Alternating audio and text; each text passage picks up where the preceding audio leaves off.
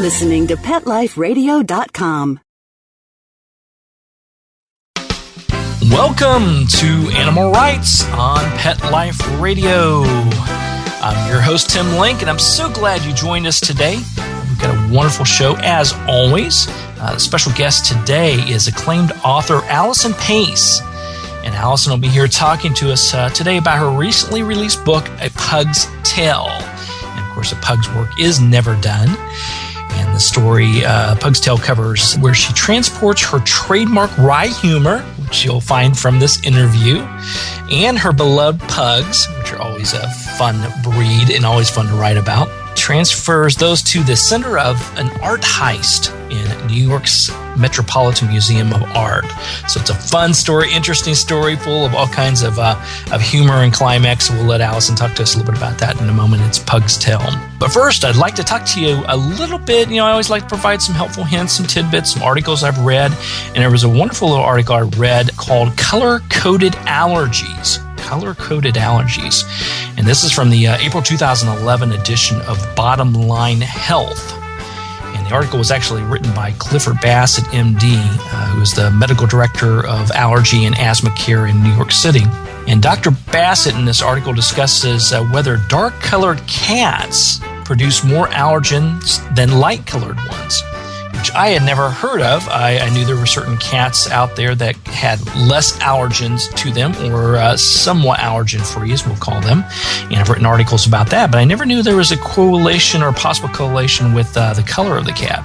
But according to studies that Dr. Bassett's presenting and others are presenting, there is some recent studies that shows adults living with dark-coated cats were up to 4 times more likely to have allergy symptoms than those living with light-colored cats. Now, this recent study is, it's going on. There's multiple studies going on. They can't really pinpoint why that is. They don't know if it's the dander is more significant with the darker colored cats. They're still analyzing it. But you may want to do, if you're living with cats, you may want to do your own analysis on that as well. But there's other research out there that's found that the sex of the cat has more to do with the allergens of the cat. So it has to do more with more than that than the fur color itself. So you may account a difference between a male cat. They stated that male cats produce more allergens than female cats. And wouldn't that be the case? The males are always causing the troubles. That's the way it always works in life in general, I think. But interesting studies. So dark-colored cats, and especially male cats, may be producing more allergens in your household. And, of course, there's all kinds of wonderful, helpful hints and tips, and I've got some on my blogs as well.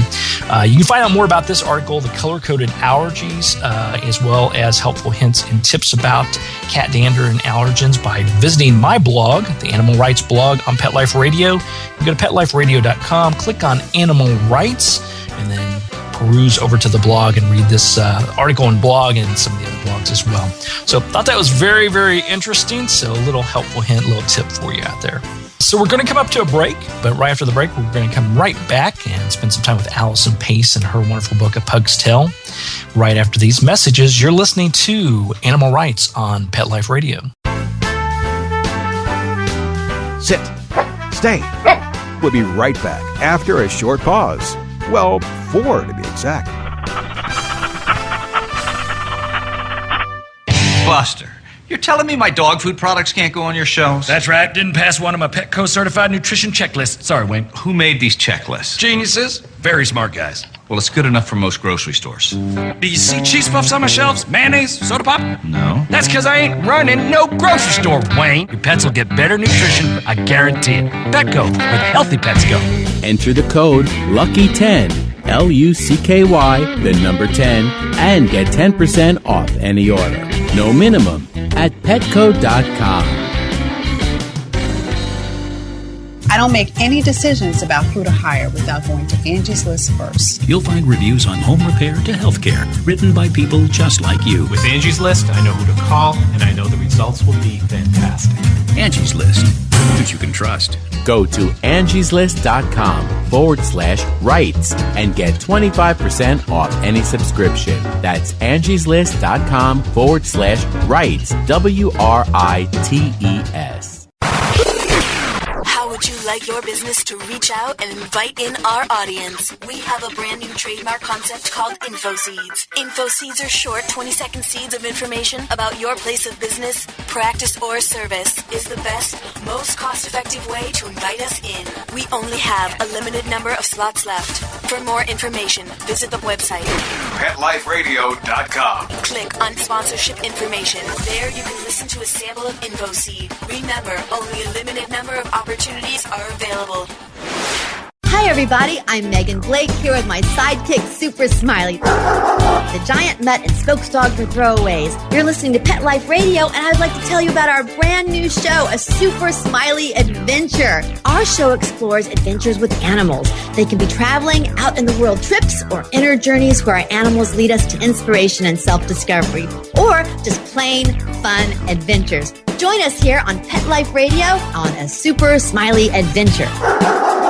Good boy.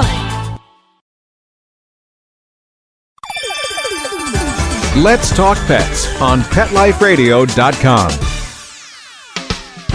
Welcome back to Animal Rights on Pet Life Radio. This is your host, Tim Link, and joining me now is multi-book author Alison Pace, who recently released her book, A Pug's Tale.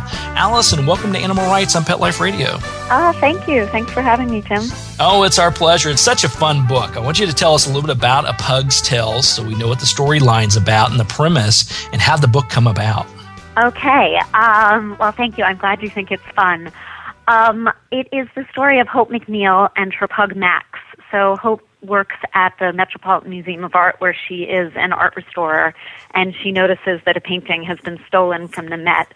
And for various reasons, she and her office mates or her art mates decide not to involve the police. So she takes it upon herself to solve the mystery, and her pug Max helps her with that crime. Or with solving that crime. And it came about, Hope and Max are from an earlier book called Pug Hill. And that book ends with a nice happy ending for Hope, but because she was the type of person who was always looking for something, after I wrote that book, I kept thinking, like, what is Hope going to be looking for now that she found her pug and found happiness? And eventually, just one day, I landed on the idea that Hope was actually going to be looking for a material object. Very good. And we won't spoil the ending on how it all turns out, of course. Everybody's going to pick up a copy. Now, how did you come up with choosing the furry hero? So we got Max. He's a pug. Are there pugs in your life, or are pugs just fun and sweet, which we know they are? Pugs are very fun and sweet. I do not have my own pug. For a lot of the time that I did not have a dog, my sister had a pug, and I was, a very doting aunt to this pug, and I've always just really been big fans of them. There was a place in New York City called Pug Hill, which I wrote a novel about, where all the pugs would meet every Saturday and Sunday. And I used to always go and watch them, and just they're so amazing to watch, and they're such, emotive, expressive dogs that they're really fun to write about. So I've been writing about them for a while now. So there's an actual location called Pug Hill. I wasn't aware of that. Yes, well, it is sadly defunct because dogs are allowed off their leashes in Central Park up until about 9 o'clock, and after that they get tickets. So I think enough pugs got enough tickets that they stopped going, unfortunately. Oh, that's a shame. Alas. That's a shame. Well, in a book, A Pug's Tale, Hope, who's the main character, believes Max is trying to help her solve the crime through his superior intuition.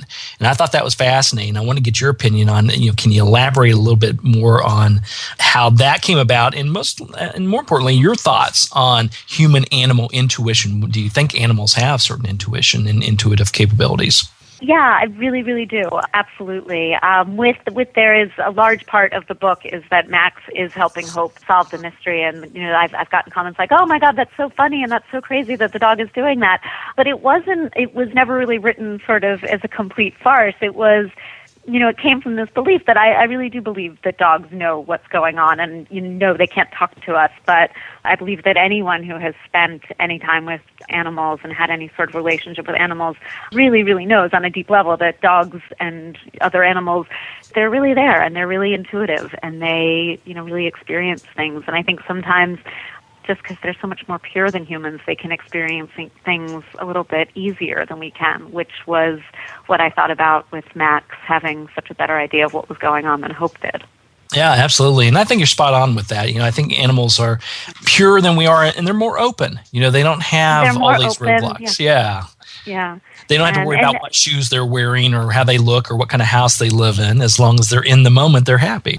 Right. And I think, if anyone who's been to a yoga class or any of that, there's this sort of goal or endeavor to be in the moment. And it's just something that dogs, are absolutely perfect at.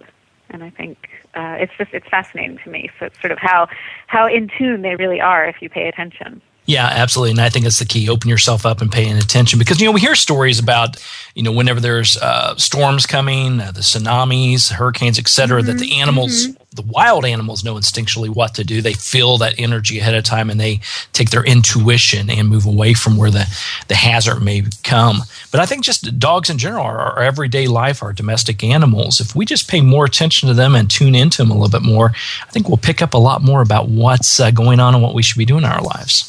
Absolutely. As someone who, as a writer, I work at home on my own, just with my dog, and so I really get that opportunity to pay a lot of attention to what's going on, and it's endlessly fascinating. It is. I agree with you. Now, especially when you don't want to write. Yeah, exactly. Gives you a good excuse, like, oh yeah, he hasn't been out for a while. Let's go. Let's check out the pool while we're at it. Yeah. Now, with A Pug's Tale, outside of the fun and entertaining story, because it is just a wonderful story. I just love how you put it all together. But I know there are some, there's some underlying takeaways from it.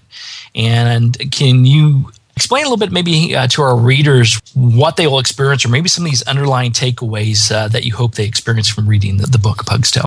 I think, independent of the mystery and the whodunit aspect and how are we going to figure out who took this painting, I think that it's a lot about the relationships that people can have with animals, and it's there's a lot in there about the relationships people have with other people, and how the difference between right and wrong and how that line can be so gray, and just at the end, like, where does it all come down? Like, is it right? Is it wrong? And I think there's also a lot of art world information. So if you like art, there is a lot of the book is structured around a scavenger hunt in the Metropolitan Museum of Art. So there's a good takeaway from that, I think.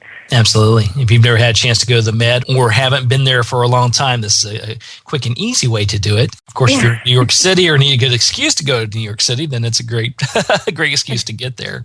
Yeah, you can go see all of the paintings that show up in the book. You can go find them all in the Met, which could be a fun activity. Oh, yeah, that should be part of it. I know you talk about in the back of the book about readers' clubs, some of those topics you should discuss if you want to put together your own sort of a reader's guide, if you have your own book discussion. And that's one of the things, you should include in the book is a little scavenger hunt. Field trip to the Met. Exactly. And then you need to go to the Met and get them to carry this in the bookstore if it isn't already in their bookstore. I know. I think that they are limited to art books. We need to break that trend. More animal books, especially around the Met. That's what we need to do. Well, Alison, we're getting ready to come up to a break here, but we're going to come right back, and I want to talk to you a little bit more about just the art of writing in general, because I think that's fascinating, and obviously you're a pro at that. So everybody stay tuned. We're going to come right back with Alison Pace, talk a little bit more about A Pug's Tale right after these messages from our sponsors. You're listening to Animal Rights on Pet Life Radio. Sit. Stay. We'll be right back after a short pause. Well, 4 to be exact. Love your pets but wish their medications were a lot less expensive? They are at 1-800-PET-MEDS. You'll not only save on flea and heartworm medications, but on prescriptions for arthritis, incontinence, thyroid, and more. And you get fast service, free shipping, and a 100% satisfaction guarantee. Plus, our licensed pharmacists ensure accuracy, monitor drug interaction, and more. See why over 5 million people have trusted their pet's health to 1-800-PET-MEDS, America's largest pet pharmacy. Call now or order online. Go to petmeds.com/lucky, LUCKY, to get 10% off any order and free shipping on orders of $39 or more at petmeds.com.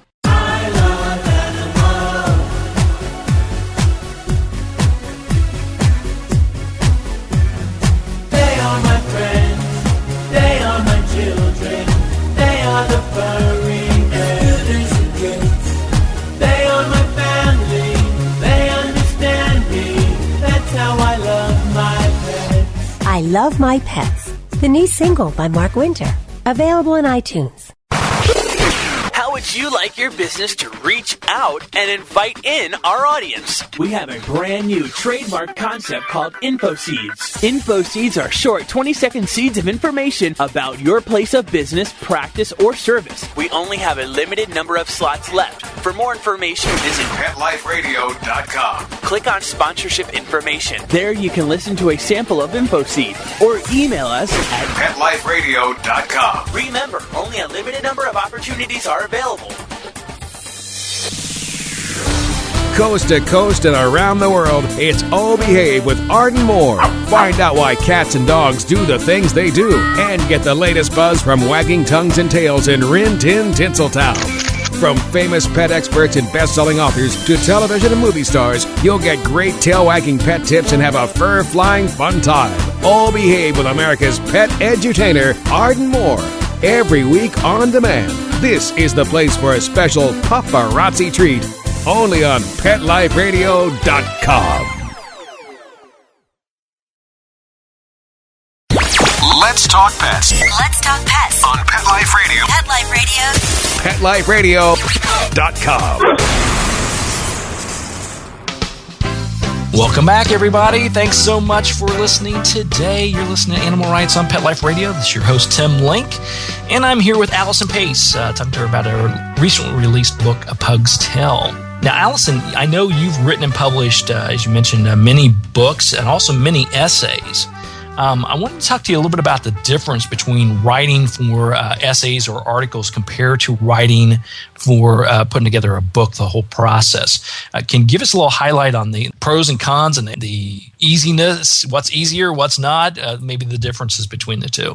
Well, novels, it's fiction, so even though you are taking from your own life and from your own experiences, they are imaginary characters and imaginary situations, and the nice part of that is you can make everything turn out exactly the way you want. And essays, which I've written a lot of, you're taking something from your own life and you're not making it turn out the way you wanted, you're just observing and analyzing the way it actually did turn out, and they're much shorter. I find it much easier to write a 300-page novel than I do to write a 30-page essay.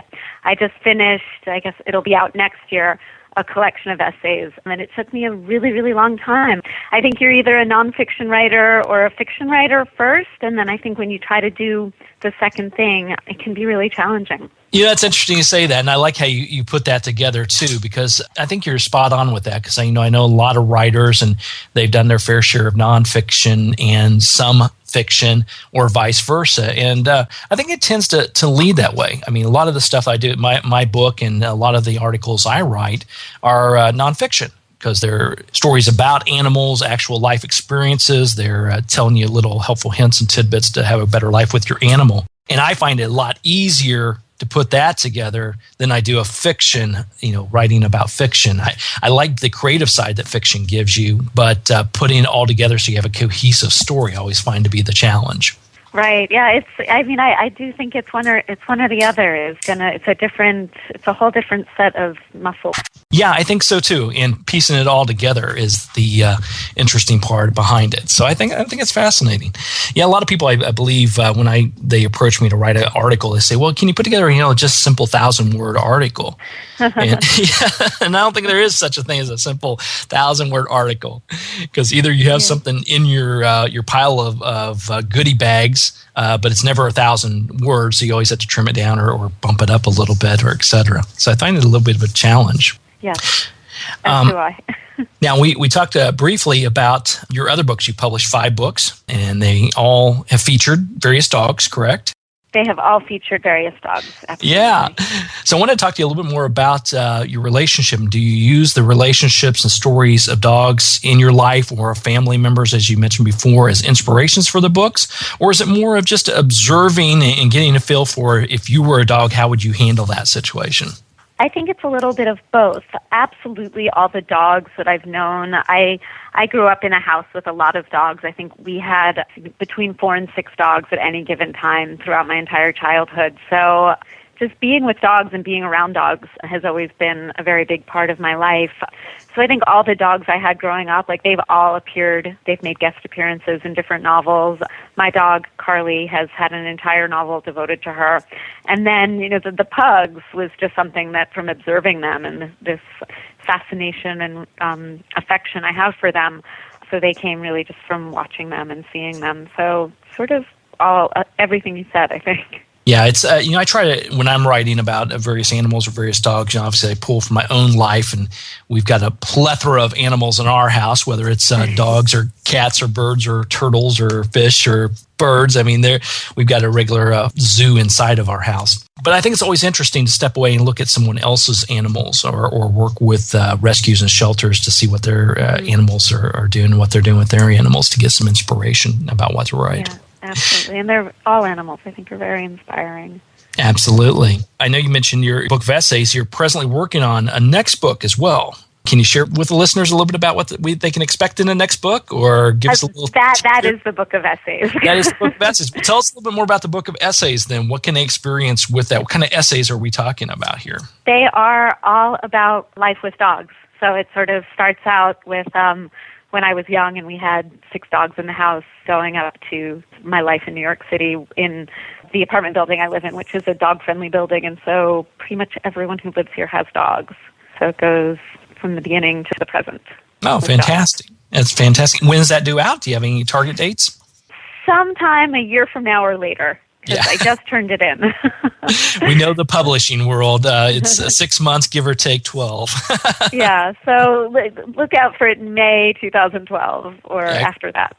Excellent. Well, keep us posted on that for sure. We want to be part of that and have you back on to talk a little bit about that as well. Thank you. I would love to come back. Well, what you talked about, New York City. I have a lot of clients in New York City that work with their dogs and, solving behavior issues and changes in their daily routines, et cetera. But for those of us who live I'm in Atlanta, Georgia, and in one of the suburbs, and I've got a big sprawling backyard, and I'm assuming you don't have a big sprawling backyard. Tell us about... I have Central Park. You have Central, so you have an even bigger sprawling backyard. But tell us a little bit about some of the nuances about dogs in New York City. What are some of the challenges? What are some of the upsides? Because I would imagine there are some upsides, such as, since everybody has dogs, you get to know the other dogs and the other people, where we may not here in the suburbs. Right. I mean, I think there's a definite human upside in that the dogs really connect you to your neighborhood and your community. And in a place like New York City, where you can live next door to people or pass the same people on the street and never really know them. I noticed that so much once I got a dog. All of a sudden, I started talking to my neighbors, and neighbors started talking to each other, because there's just something about, if you're standing in your lobby waiting for the elevator with a neighbor and there aren't dogs there, no one will say anything. And if there are dogs there, people will say, oh, what kind of dog is that? Or how old is she? And how long have you had her? So it's really, really nice in the way it connects you to other people. I think an upside for dogs is that they see so many other dogs all day. You bring them to the park and they'll see, 10, 15 dogs on that trip. Every time they walk around the block, they'll encounter other dogs. So I think it's really nice for them and how many other dogs they get to see for brief encounters on the street.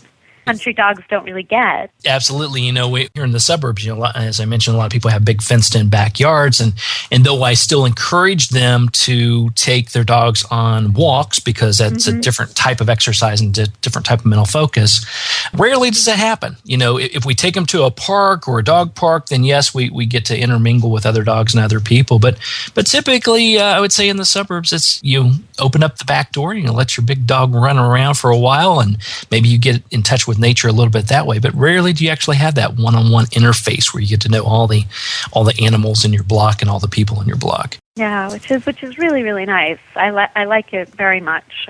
And you're also, there's the human-human connection and the dog-dog connection, but there's also such a dog-human connection, because you're really responsible for every aspect of your pet's life. It's not, out the door you go to your whole backyard life that you have. So you're really there with your animal for everything they do, which is interesting. Yeah, I think it is. Bonding. That's right. With your plastic bags in hand, so you can clean with your plastic bags. I know. It's she's never gone to the bathroom that I haven't picked it up. We had went on vacation to the beach in Florida a couple weeks ago, and it was the first time we had an opportunity to take our Schnauzer, our boy Buzz, down to the ocean, to the beach. Which they're great. And I know you have a Schnauzer featured in yeah. My first book is many Schnauzers. Yeah, if Andy Warhol had a girlfriend, which I when I looked at the cover, I was surprised to see our beautiful Schnauzer on there. So the story goes, when we went on vacation and when the condominium we were staying at, of course, we had to clean up after ourselves immediately.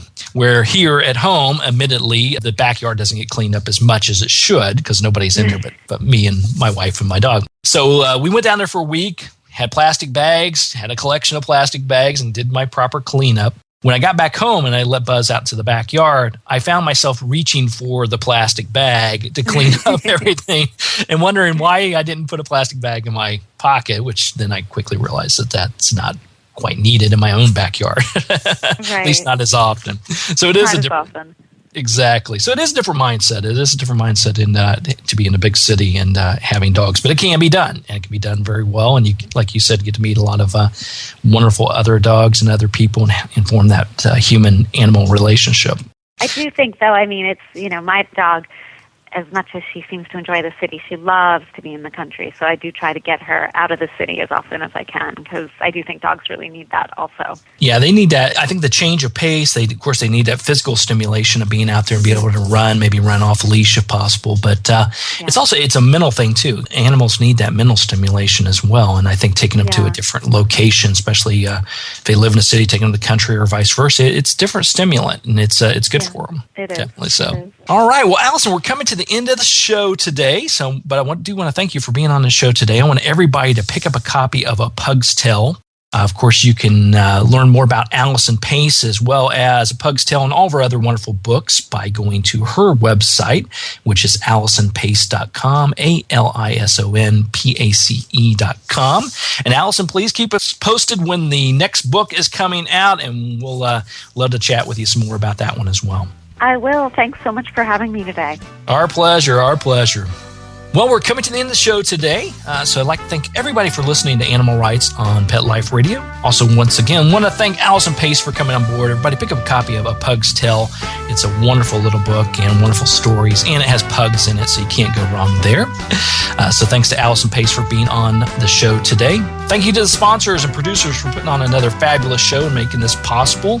I know everybody appreciates that. I definitely appreciate it. To find out more about me, Tim Link, and other guests that I have interviewed or will be interviewing, you can always go to the Animal Rights Show tab on Pet Life Radio. That's PetLifeRadio.com. Click on Animal Rights. You can download all the shows. You can find out who's coming on board at a future date and look at the blogs as well. And while you're at it, make sure you check out all the other hosts and all the other wonderful shows. There's a wide variety of shows offered by Pet Life Radio. You can check them out at PetLifeRadio.com.